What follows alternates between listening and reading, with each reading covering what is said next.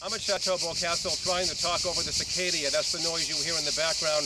We're with Christy Manahan here, and we're going to ask her to speak to us for a few minutes about the soils here, the vineyards, some very unique-looking soils here. So, Christy, why don't you talk to us about what we're looking at? Yeah, well, what you can see here, these big stones, are what we call the galets roulés.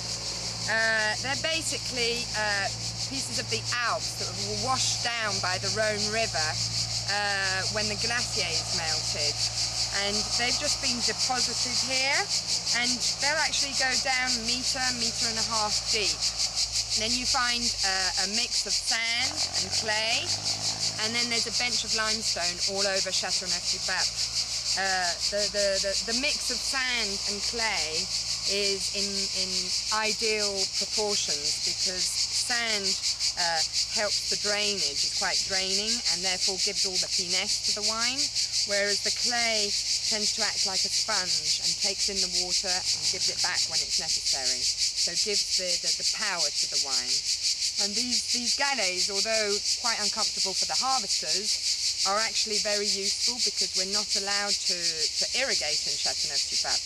So these kind of help keep the water down, stop the evaporation of the water from the water table, and also they take in the heat during the day and give it back at night, which helps the constant maturity of the grape. So actually by absorbing the heat during the day, radiating at night, they help to maintain and balance the temperature here, don't they? Exactly. We're in the reception room here.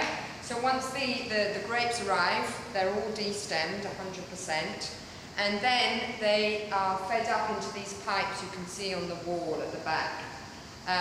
This is a process which consists of the red fruit being fed in through these pipes in the middle, and in an outer pipe there's steam water which is going to heat the grape to 70 degrees Celsius just for a few seconds, and then immediately goes into the next pipe and is cooled down to 20 degrees Celsius.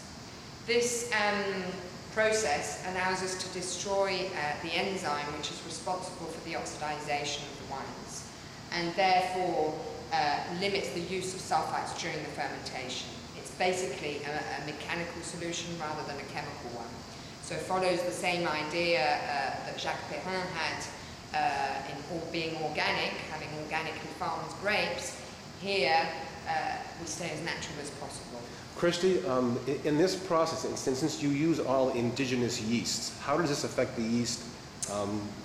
Well, Jacques spent 20 years of his life fine-tuning, designing, getting this system absolutely right.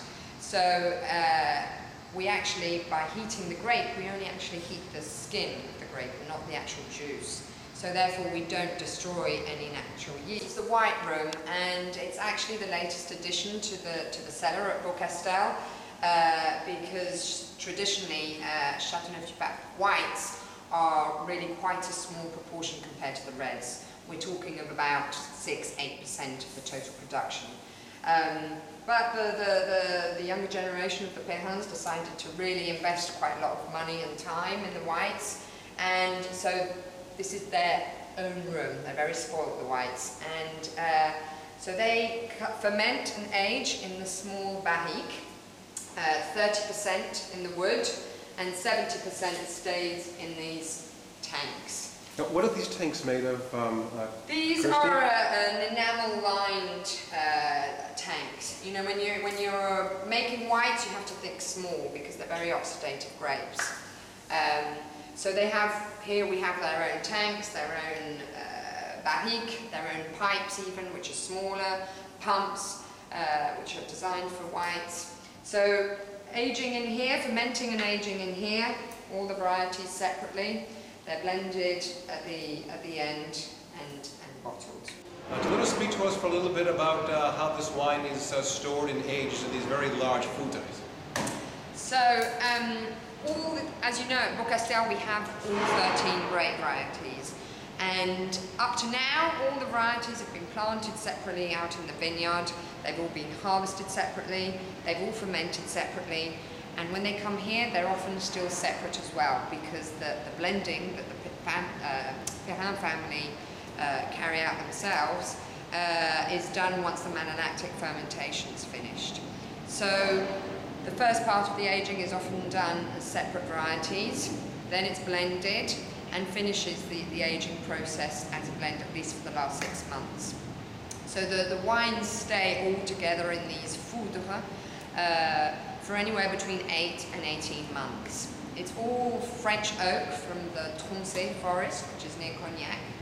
And, well, we keep these for about 20 years. So they go from, the most recent ones have just been delivered, they're a year old, and the oldest ones are 20, 30 years old.